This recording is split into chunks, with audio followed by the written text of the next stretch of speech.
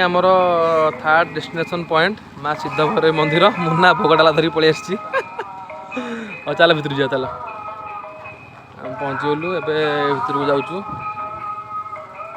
कौपटे entry एपटे entry अरे एपटे पर लिखा एंट्री एक्चुअली कौन पढ़ुन कि आगे कौन लिखा कौन ना माड़ी हो सीधा हाँ टिकेट कर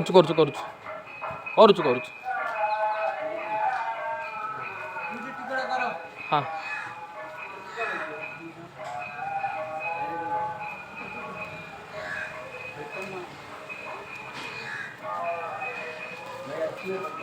हाँ ठीक अच्छे दीटा टिकेट है 4 टଙ୍କା एंट्री टिकेट हाँ दियो चिर तुम चिरी दियो कौन ताको चिरले हम सब चिरी दियो ना यहाँ बहुत भल लगे मंदिर एक्चुअली मेंटेनेंस बहुत बढ़िया अच्छे जिनस गोटे मुझे मार्क कली हाँ एपट एरिया मंदिर मानक हैंडिक्राफ्ट लोक रखा रखा कथा हाँ निहाती रखा कथा मत ना आम भी सेपटे भुवनेश्वर एमती करवा कथा एटा जी भी जब गवर्नमेंट को देखो ना ना यहाँ करवा कथा ना बहुत मंदिर भितरटा मुझे देखदेवी बहुत बढ़िया एते सुंदर मेंटेनेंस एते सुंदर मेंटेनेंस बहुत बढ़िया लगे बहुत ही सुंदर मंदिर बहुत बढ़िया मेंटेनेंस बहुत बढ़िया कलर फलर देकी एकदम पूरा सुंदर बढ़िया लगे वाह जय माँ सिद्धभैरवी मुना से आगे पड़े आमको जाक पड़ो चलो यहाँ दीप स्टाण्ड आम दीप लगेबू मुना ता दीपटा लगेदेला मो दीपटा प्रति दियो मुझे लगेबी आ तुम मुझे तुम वीडियो कर दूँ मो वीडियो किए गिरो कहीं ना छार हाउ बहुत ही सुंदर भाव में मंदिर अच्छी दुर्गा माधव विघ्नेश्वर अनंत नारायण बहुत ही सुंदर मंदिर महारुद्र अंबिका भास्कर सूर्यदेव चंद्र मंगल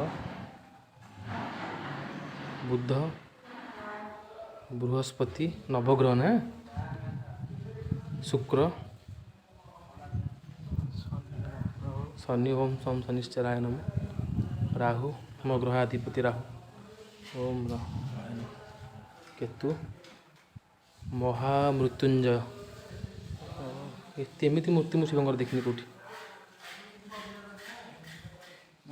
महाकाली काली काली महाकाली काली के परमेश्वरी सर्वानंद करे देवी नारायणी नमस्तुते षोडशी भुवनेश्वरी विमला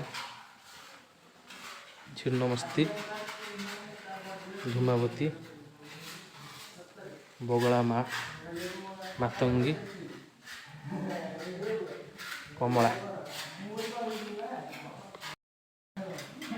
नटराज मूर्ति को देखनी कौटी थी ये बेलेश्वर महादेव आम अच्छा सेपटे हाँ माचंडेश्वर लिंगराज सब महादेव को रखिदे ना गुरुपाक्ष शैवानाथ बंद कर दी कम चलती ठीक अच्छे श्यामा काली माँ ज्वालामुखी महालक्ष्मी महासरस्वती गायत्री सावित्री षष्ठी देवी शीतला जय माँ मंगला मीनाक्षी पद्माक्षी कामाक्षी सोमनाथ मल्लिकार्जुन सब समस्त दर्शन आज ये गला अमरेश्वर महाकालेश्वर वैद्यनाथ भीमशंकर रामेश्वर नागनाथ विश्वनाथ त्रयंबक केदारनाथ जहा हो शशिभूषण कुमारस्वामी देवराज इंद्र वैश्वानर धर्मराज ନୈଋତ୍ୟ, ବରୁଣ ଦେବ, ବାୟୁ, କୁବେର, ଈଶାନ, ସୃଷ୍ଟିକର୍ତ୍ତା ବ୍ରହ୍ମା, ଅନନ୍ତ, ଆୟପ୍ପା ଏପଟାଙ୍କ ନା ଆୟପ୍ପା, ଜୟ ମା ସନ୍ତୋଷୀ, ଦେବଶିଳ୍ପୀ ବିଶ୍ୱକର୍ମା, ବିରାଟ ରୂପ ଦେଖ ବାବା, ପଦ୍ମାବତୀ, ବାଲାଜୀ, ରଙ୍ଗନାଥ, ଦ୍ୱାରିକାନାଥ ପ୍ରଭୁ, ସାକ୍ଷୀ ଗୋପୀନାଥ, ସାକ୍ଷୀ ଗୋପାଳ ଘରେ, ଅନ୍ନପୂର୍ଣ୍ଣା ମା, ରାଧା ମାଧବ, ବଦ୍ରୀନାରାୟଣ, ବେଣୁ ମାଧବ, ଲକ୍ଷ୍ମୀ ନୃସିଂହ, ଗିରିବରଧାରୀ, ସତ୍ୟନାରାୟଣ, ଶ୍ରୀହରି, ଅର୍ଜୁନ, ରାମନାଥ, ଲକ୍ଷ୍ମୀନାରାୟଣ, ସାଥୀ ଗୋପୀନାଥ, ବାବା, ଦୁଗ୍ଧଚରା ଗୋପୀନାଥ ବା କ୍ଷୀରଚରା ଗୋପୀନାଥ, ଷଡ଼ଭୁଜ ଚୈତନ୍ୟ, ତ୍ରିନାଥ ଦେବ, ସଂକଟମୋଚନ ପ୍ରଭୁ, ଜୟ ହନୁମାନ, ଜୟ ରଘୁନାଥ, ମତ୍ସ୍ୟ ଅବତାର, କଚ୍ଛପ, ବରାହ, ନୃସିଂହ, ବାମନ, ପରଶୁରାମ, ରାମ, ବଳରାମ, ବୁଦ୍ଧ, କଳ୍କି,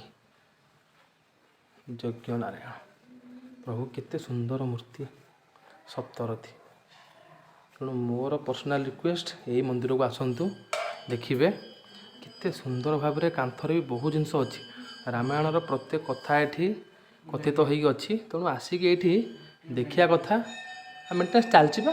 ଏବେ ଆମେ ମୁଖ୍ୟ ମନ୍ଦିରକୁ ଯିବା, ଚାଲନ୍ତୁ। ମୁଖ୍ୟ ମନ୍ଦିର ଜଗନ୍ନାଥ ମନ୍ଦିର ନା, ମାଆଙ୍କ ମନ୍ଦିର କେଉଁଟା? ବହୁତ ସିଷ୍ଟମେଟିକ୍ ଅଛି। ସେପଟ ଆମେ ବୁଲିକି ଜଗନ୍ନାଥ ମନ୍ଦିର ବୁଲିଲେ, ହଁ ବା, ସବୁ ଦେବାଦେବୀଙ୍କ ଦର୍ଶନ କରି, ଜଗନ୍ନାଥ ମନ୍ଦିର ଦର୍ଶନ କରିକି, ମାଆଙ୍କ ମନ୍ଦିର ଦର୍ଶନ କରିକି ଏବେ ଯିବା। କହିଲେ ଏଠି ବହୁତ ସିଷ୍ଟମେଟିକ୍। ତ ଏପର୍ଯ୍ୟନ୍ତ ଆମେ ଦେଖିଲୁ ଯେତିକି, ମୋତେ ବହୁତ ଭଲ ଲାଗିଲା କି ବହୁତ ସିଷ୍ଟମେଟିକ୍ ଚାଲିଛି। ଦେଖିବା ଆଗକୁ କ'ଣ ଅଛି। ସବୁଠୁ ବଡ଼ ଜିନିଷ ଏଠି ଲେଖା ହେଇଛି, ବ୍ରାହ୍ମଣକୁ କିଛି ଦିଅନ୍ତିନି ହସ୍ତକୁ, ମାନେ ଦକ୍ଷିଣା ଲେଖା ହେଇଛି କି? ହୁଣ୍ଡିରେ ପକାଅ। ହଁ ଠିକ୍ ଠିକ୍, ଏଇଟା ମାଆଙ୍କ ମନ୍ଦିର ବୋଧେ। ହଁ, ଏପଟୁ ଗୋଟେ ଗେଟ୍ ଥିଲା ନା କ'ଣ? ହଁ ଚାଲ, ଏଇପଟେ ଯିବୁ କି?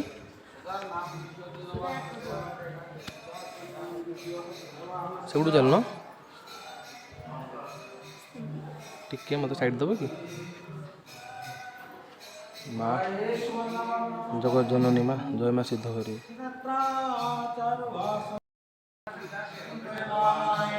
ସୁନ୍ଦର ପୂଜା, ମାଙ୍କର ଭବ୍ୟ ଦର୍ଶନ,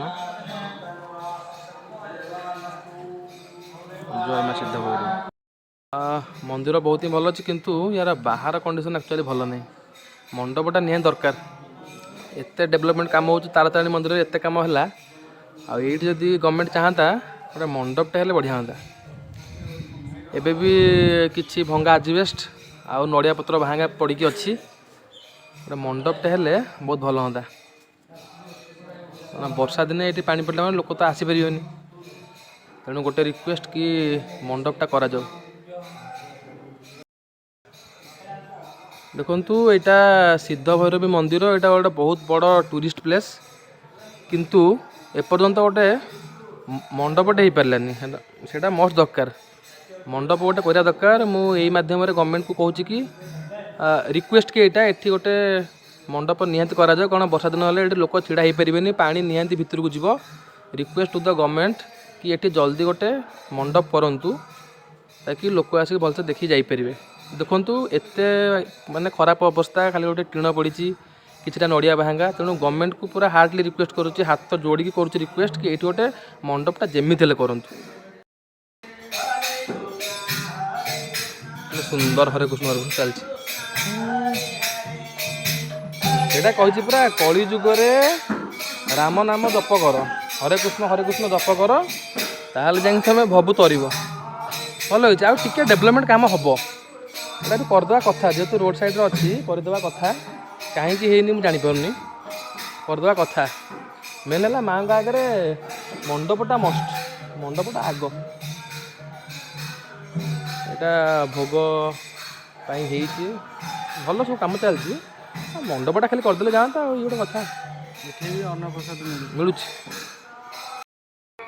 ବର୍ତ୍ତମାନ ପାଇଁ ସିଦ୍ଧଭୈରବ ମନ୍ଦିର ଦର୍ଶନ ସାରିକି ବାହାରିଲୁ। ଗୋଟେ ରିକ୍ୱେଷ୍ଟ କି ମାଆଙ୍କର ଯେଉଁ ଛାତଟା ଅଛି, ଯେଉଁ ମନ୍ଦିର ବାହାରୁ ଯେଉଁ ଛାତଟା ଅଛି, ସେଇଟା ଜଲ୍ଦି କରାଯାଉ, କାରଣ ସେଠି କେତେଟା ନଡ଼ିଆ ବାହାଙ୍ଗା ଆଉ କେତେ ଖଣ୍ଡ ଆଜବେଷ୍ଟ ପକିଆ ହେଇଛି, ଯେଉଁଟାକି ବର୍ଷା ଦିନେ ପାଣି ହେଲେ ବହୁତ ଜୋରସେ ଏଠି ଅସୁବିଧା ବି ହେଉଛି।